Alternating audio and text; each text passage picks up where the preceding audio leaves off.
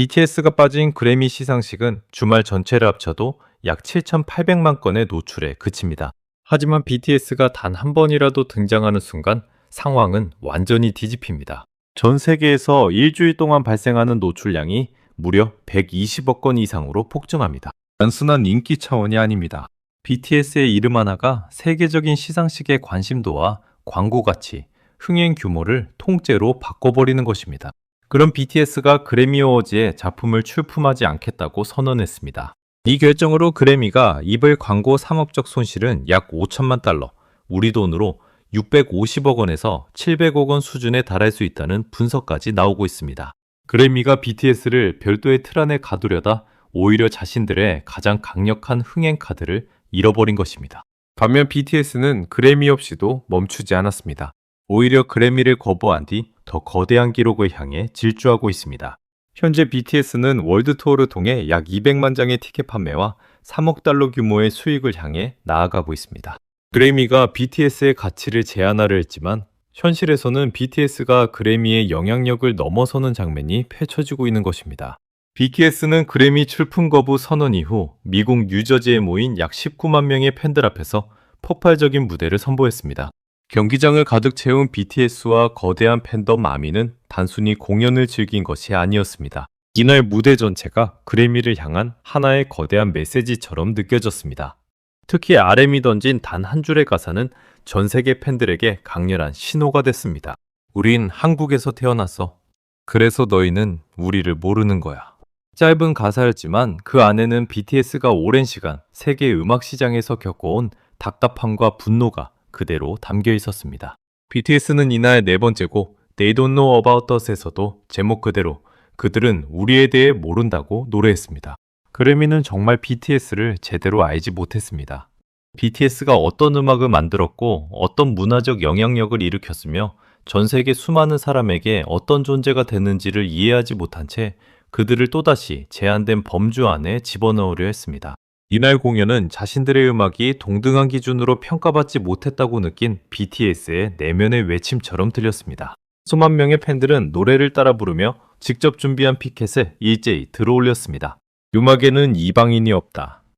그래미상이 왜 필요해? 우리에게는 아미가 있는데. 슬픔 속에서 위로가 되어준 BTS에게 감사해요. 그 순간 경기장은 단순한 콘서트장이 아니었습니다. BTS와 팬들이 함께 자신들의 존재와 가치를 선언하는 거대한 광장이 됐습니다. 몇 주 전까지만 해도 월드컵이 열렸던 장소가 이제는 월드컵 관중보다 더 뜨거운 아미의 함성으로 가득 찼다는 반응까지 나왔습니다. 메트라이프 스타디움으로 향하는 길은 공연이 시작되기 전부터 팬들의 긴 행렬로 끝없이 이어졌습니다. 첫날에 이어 둘째 날 오프닝곡 훌리건이 시작되자 경기장은 순식간에 폭발했습니다. 발매 134일 만에 스포티파이 3억 스트리밍을 돌파한 이 곡은 이날 수만 명의 떼창과 만나 전혀 다른 의미로 들렸습니다. 우리가 음악으로 세상을 뒤흔들겠다는 선언처럼 울려 퍼졌습니다. 특히 후렴구의 Take You Out이라는 가사는 단순한 노랫말을 넘어 우리를 무시한 낡은 기준을 끝장내겠다는 강렬한 메시지처럼 전달됐습니다.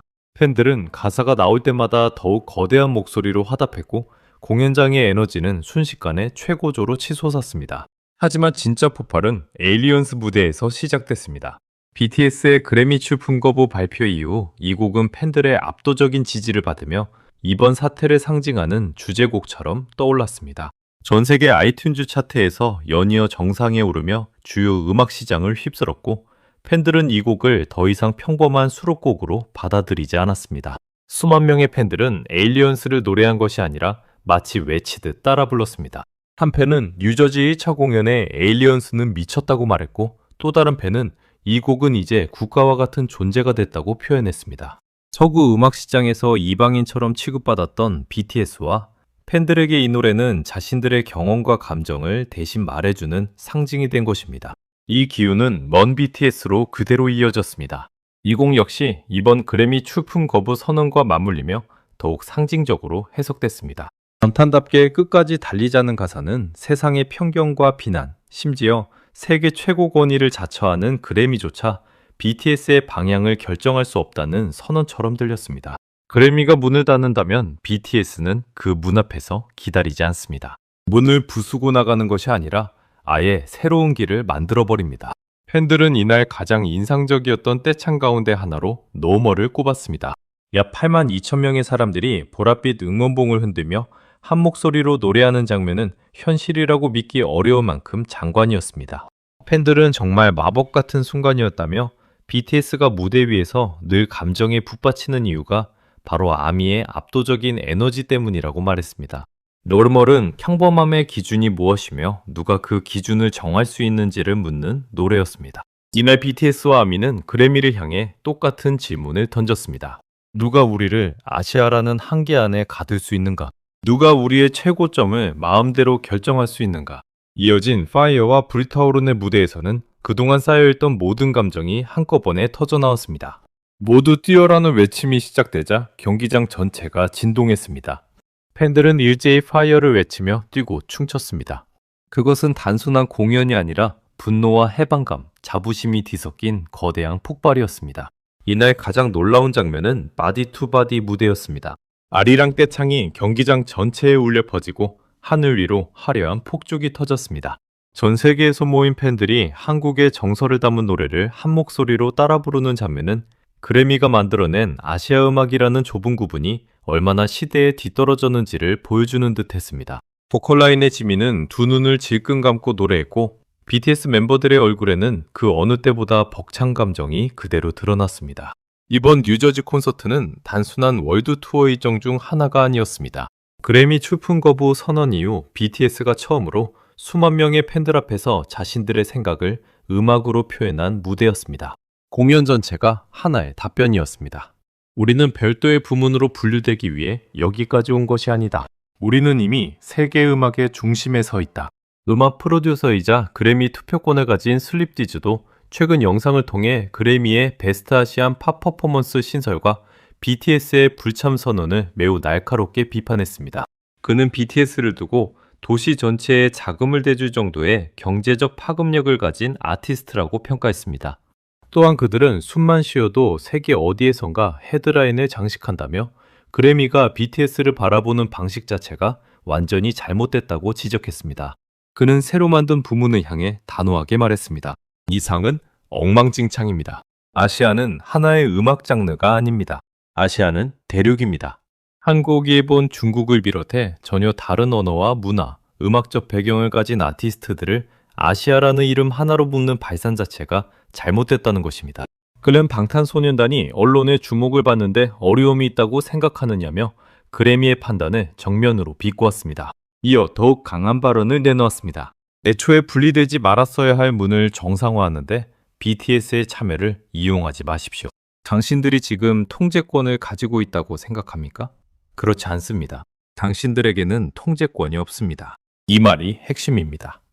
그래미는 BTS가 새 아시아 부문의 첫 수상자가 된다면 그 상이 엄청난 권위를 얻게 될 것이라고 계산했을 가능성이 있습니다. BTS가 첫 번째 수상자가 되는 순간 전 세계에 관심이 쏟아지고 그 다음에는 누가 수상할 것인지 자연스럽게 주목받게 됩니다. 그래미는 BTS의 이름과 영향력을 이용해 새 부문을 단숨에 세계적인 상으로 만들 수 있다고 판단했을지 모릅니다. 내부에서는 BTS가 수상함으로써 다른 아시아 아티스트들을 위한 문을 열어줄 수 있다는 논리도 나왔을 것입니다. 하지만 BTS의 입장은 전혀 달랐습니다.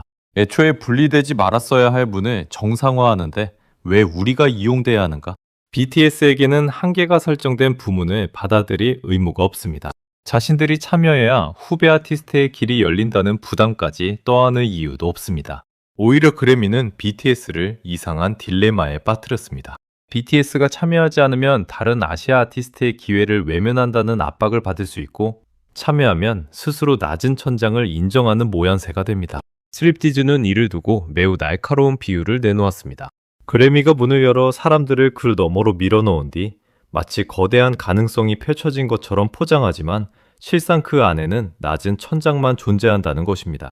그래미가 말하는 기회가 사실은 당신들이 올라갈 수 있는 곳은 여기까지라고 선을 긋는 장치일 수 있다는 지적입니다. 본상에서 동등하게 경쟁할 수 있는 문을 열어주는 것이 아니라 별도의 방을 만들어 그곳을 최고점이라고 선언한 셈입니다. 그는 BTS가 보이콧이라는 단어조차 직접 사용하지 않았다는 점도 강조했습니다. BTS는 사람들을 선동하지 않았고 대규모 운동을 조직하지도 않았으며 다른 아티스트들에게 동참을 요구하지도 않았습니다. 그들은 단지 그래미가 벌이려던 실험에서 자신들의 이름을 조용히 빼버렸습니다. 그러나 그 조용한 선택 하나가 그래미 전체를 뒤흔들었습니다. BTS가 빠지자 팬들은 분노했고 세계 각국의 소셜미디어에서는 그래미를 향한 비판이 쏟아졌습니다. 그래미는 BTS를 이용해 새 부문의 권위를 세우려 했지만 정작 BTS가 등을 돌리자 자신들의 권위가 시험대에 오르는 역설적인 상황을 맞게 됐습니다. 마지막 인투 더 선 무대에서는 찬란한 폭죽이 밤하늘을 가득 수놓았습니다. 수만 명의 팬들이 함께 노래했고 BTS는 무대 위에서 자신들의 길을 다시 한번 증명했습니다. 이번 콘서트는 하나의 공연이 하나의 메시지가 된 순간이었습니다. 그리고 그 메시지는 전 세계 팬들의 행동으로 이어졌습니다. 그래미는 BTS를 별도의 부문에 가두면 자신들이 통제권을 유지할 수 있다고 생각했을지도 모릅니다. 하지만 결과는 정반대였습니다. BTS가 이름을 빼는 순간 그래미의 흥행력과 권위, 판단 기준이 동시에 도마 위에 올랐습니다. 반면 BTS는 그래미의 인정 없이도 19만 명의 관객을 모았고 수백만 장의 티켓과 수천억 원의 수익을 향해 나아가고 있습니다. 전 세계 팬들은 BTS의 노래를 차트 정상으로 끌어올렸고 콘서트장에서는 그래미가 아닌 BTS의 이름을 외쳤습니다. 이제 분명해졌습니다. 그래미가 BTS를 필요로 하는 것과 BTS가 그래미를 필요로 하는 것은 전혀 다른 문제였습니다. 그리고 이번 사태를 통해 누가 누구를 더 필요로 했는지가 적나라하게 드러나고 있습니다.